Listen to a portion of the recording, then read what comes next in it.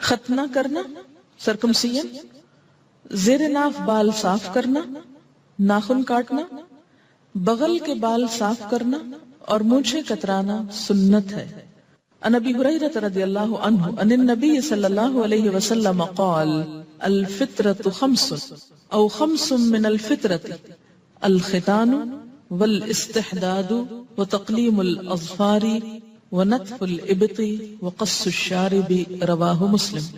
حضرت ابو ہریرہ رضی اللہ عنہ سے روایت ہے کہ نبی صلی اللہ علیہ وسلم نے فرمایا فطرت میں 5 چیزیں شامل، یعنی انسان دوسرے جانوروں سے ممتاز ہوتا ہے۔ نمبر 1 ختنہ کرنا، نمبر 2 زیر ناف بال صاف کرنا، نمبر 3 ناخن کاٹنا، نمبر 4 بغل کے بال صاف کرنا اور نمبر 5 مونچھیں کتروانا۔ اسے مسلم نے روایت کیا ہے۔ مسلمان مردوں اور عورتوں کو 40 دن سے زیادہ ناخن بڑھانا منع ہے۔ ان انس بن مالک رضی اللہ عنہ قال وقت لنا في قص الشارب وتقليم الاظفار ونتف الابط وحلق العانة الا نترك اکثر من 40 لیلہ، رواہ مسلم۔ حضرت انس بن مالک رضی اللہ تعالی عنہ سے روایت ہے ہمارے لیے مونچھ کتروانے، ناخن کاٹنے، بغل کے بال صاف کرنے اور زیر ناف بال صاف کرنے کی مدت 40 دن مقرر کی گئی ہے، یعنی اس سے آگے نہ بڑھے۔ اسے مسلم نے روایت۔ اس کا یہ مطلب نہیں کہ اتنے دن انتظار کریں، اس کا مطلب یہ ہے کہ اس سے آگے نہیں جانا چاہیے۔ اور ویسے بھی صحت کے خلاف ہے ان سب چیزوں کی خلاف ورزی۔ مونچھیں بڑی ہوں تو اس میں بھی جراثیم جمع ہو سکتے ہیں اور کھانے میں انسان کے اندر بھی جا سکتے ہیں۔ ناخنوں کے اندر بہت سے جراثیم جو ہیں وہ جمع ہوتے ہیں اگر وہ بڑھے ہوئے ہوں۔ اسی طرح باقی غیر ضروری بال بھی نجاست جمع کرنے کا ذریعہ بن جاتے ہیں اور طہارت کا احساس انسان کے اندر سے ختم ہونے لگتا ہے۔ انسان کی صحت کے لیے ضروری ہے کہ ان چیزوں کے بارے میں انسان کانشیس رہے، کنسرن رہے۔ پرسنل کیئر اور ہائیجین میں آتی ہے یہ چیز۔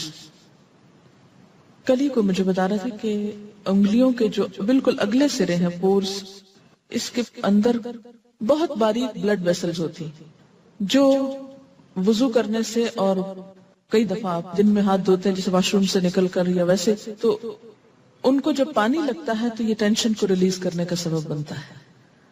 اور اگر آپ بہت ناخن بڑھا دیتے ہیں تو ظاہر ہے کہ ان تک پانی پہنچنا بھی پھر اتنا آسان نہیں رہتا اور اس اعتبار سے بھی وہ سرکولیشن پہ فرق پڑتا ہے۔ رسول اکرم صلی اللہ علیہ وسلم نے داڑھی رکھنے اور مونچھیں صاف کرنے کا حکم دیا ہے۔ عن ابن عمر رضی اللہ عنہما قال قال رسول اللہ صلی اللہ علیہ وسلم خالف المشرکین احف الشوارب و اوف اللحى، رواہ مسلم۔ حضرت عبداللہ بن عمر رضی اللہ عنہما سے روایت ہے کہ نبی صلی اللہ علیہ وسلم نے فرمایا مشرکوں کی مخالفت کرو، داڑھی رکھو اور مونچھیں صاف کراؤ۔ اسے مسلم نے روایت کیا ہے۔ سو کر اٹھنے کے بعد 3 مرتبہ ہاتھ دھونے کے بعد کسی چیز کو ہاتھ لگانا چاہیے، یعنی اور مواقع مثلا کھانے سے پہلے ہاتھ دھونا ضروری، واش روم سے نکل کر ہاتھ دھونا ضروری، نماز میں ہاتھ دھونا ضروری، کسی بھی صاف چیز کو پکڑنے سے پہلے اگر ہاتھ پہ کوئی نجاست لگی ہے اس وقت میلے ہاتھوں کو دھونا۔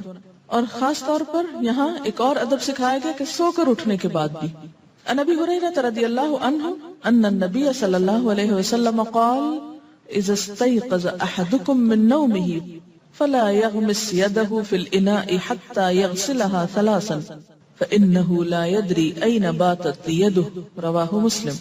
حضرت ابو ہریرہ رضی اللہ عنہ سے روایت ہے کہ نبی اکرم صلی اللہ علیہ وسلم نے فرمایا کہ آدمی سو کر اٹھے تو جب تک اپنے ہاتھ 3 مرتبہ نہ دھو لے برتن میں نہ ڈالے، کیونکہ معلوم نہیں رات اس کا ہاتھ کس کس جگہ لگتا رہا۔